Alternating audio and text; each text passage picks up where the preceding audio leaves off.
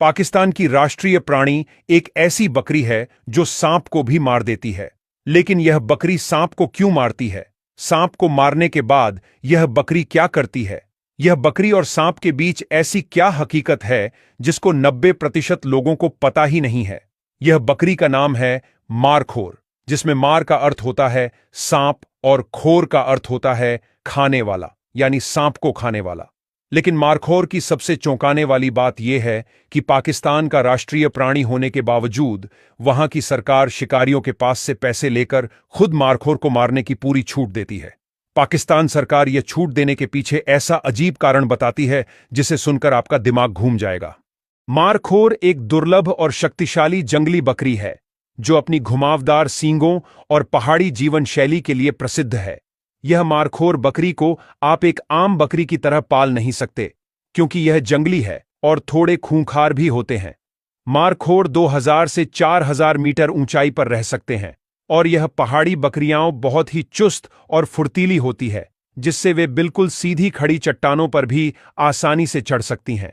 अगर कोई शिकारी या शिकारी जानवर इसका पीछा करे तो यह 90 डिग्री की सीधी चट्टानों पर भी चढ़ सकती है। नर मारखोर के सींग 3 फीट तक लंबे हो सकते हैं, जबकि मादा के सींग सिर्फ 12 से 15 इंच तक ही लंबे होते हैं। अब जानते हैं कि क्या यह मारखोर सांप को मार देती है।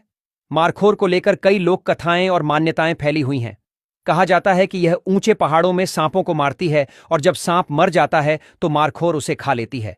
लेकिन असली सच्चाई यह है कि वैज्ञानिकों के अनुसार मारखोर पूरी तरह से शाकाहारी है और यह सिर्फ घास, पत्तियां और पहाड़ी पौधे ही खाती है। लेकिन मारखोर के घुमावदार सींग सांप की तरह दिखते हैं, इसलिए इसे सांप को मारने वाला माना गया है। लेकिन सबसे बड़ा प्रश्न यह है कि पाकिस्तान की सरकार खुद अपने राष्ट्रीय प्राणी मारखोर बकरी को मारने की छूट क्यों देती है?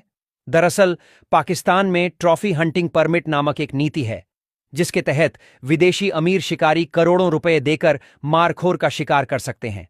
यह परमिट सरकार नीलामी के माध्यम से बेचती है। एक मारखोर को मारने की कीमत $1 लाख से $1.5 लाख, यानी लगभग 1 करोड़ से सवा करोड़ भारतीय रुपये तक होती है। पाकिस्तान हर साल सिर्फ 4 से 12 परमिट जारी करता है ताकि मारखोर पूरी तरह से न खत्म हो जाए। परमिट जारी करने का असली कारण जानकर आपका दिमाग घूम जाएगा। पाकिस्तान सरकार का दावा है कि शिकार से मिलने वाले 80% पैसे को स्थानीय गांवों और वन्यजीव संरक्षण में लगाया जाता है, जिससे मारखोर की संख्या बढ़ाने में मदद मिलती है। 1990 में मारखोर की संख्या सिर्फ 1500 थी, लेकिन इस नीति के बाद यह अब 3500 से 5500 तक पहुंच चुकी है। क्योंकि जब यह नीति नहीं थी तब लोग खुद यह मारखोर का शिकार बहुत ज्यादा करते थे।